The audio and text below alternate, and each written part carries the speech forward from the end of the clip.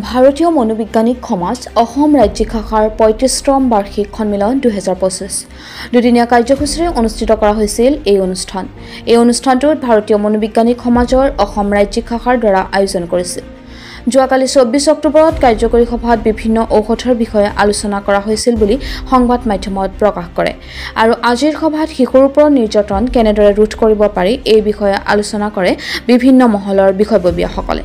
উক্ত অনুষ্ঠানটোত উপস্থিত থাকে IPS Diganta Bora, doctor পিলু Hazarika, AH Khondokar, সভাপতি নগাঁও বাৰ কাউন্সিল আৰু ডক্টৰ কমলা ডেকা।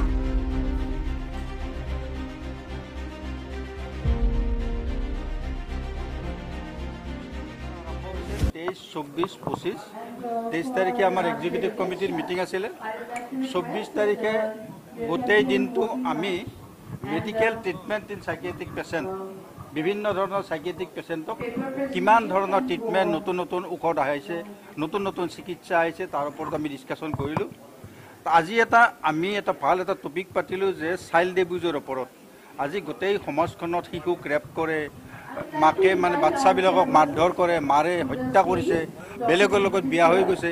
এনেকুৱা এটা মানসিক প্ৰক্ৰিয়া আমাৰ মাজত কিয় আহিছে, এনেকুৱা আৰু এইটোৰ ওপৰত কি আমি প্ৰটেকশ্যন ল'ব পাৰোঁ, কেনেকৈ আমি চাইল্ডটোক প্ৰটেক্ট কৰিব পাৰোঁ, মাক বাপেকক, ছ'চাইটিক আমি কেনেকৈ এটা শিক্ষা দিব পাৰোঁ, তাৰে ওপৰত আমি এটা পেনেল ডিছকাশ্যন পাতিলোঁ। এই পেনেল ডিছকাশ্যনত থাকিলে আমাৰ সাইকিয়াট্ৰিষ্ট ডক্টৰ দীপেশ ভাগৱতী, ডক্টৰ কমলা ডেকা, police commissioner Diganta Bora IPS থাকিলে, আমাৰ এডভকেট প্ৰেচিডেণ্ট বাৰ এছ'চিয়েশ্যন নগাঁও AH খণ্ডকাৰ থাকিলে আৰু পিলু হাজৰিকা, তেখেত জাষ্টিছ ফৰামত কাম কৰে, ছ'চিয়েল এক্টিভিষ্ট, তেখেতেও আহিলে।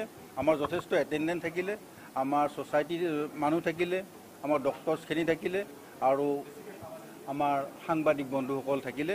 গতিকে এইখিনিত আমাৰ যথেষ্ট উপকৃত হোৱা বুলি ভাবিছোঁ। গতিকে বাকী সময়খিনি যদি আমাৰ ভালদৰে পাৰ হয়, তাকে আমি আশা ৰাখি আজি এইখিনি সময়ৰ পৰা আমি আমাৰ যিখন অধিৱেশন সেইখিনি লাহে লাহে শেষৰ ফালে আহিছে আৰু দুই এটা মাত্ৰ পাঠ্যক্ৰম আছে, তাৰে পিছতে আমাৰ আজি অধিৱেশনখনৰ সামৰণি পৰিব।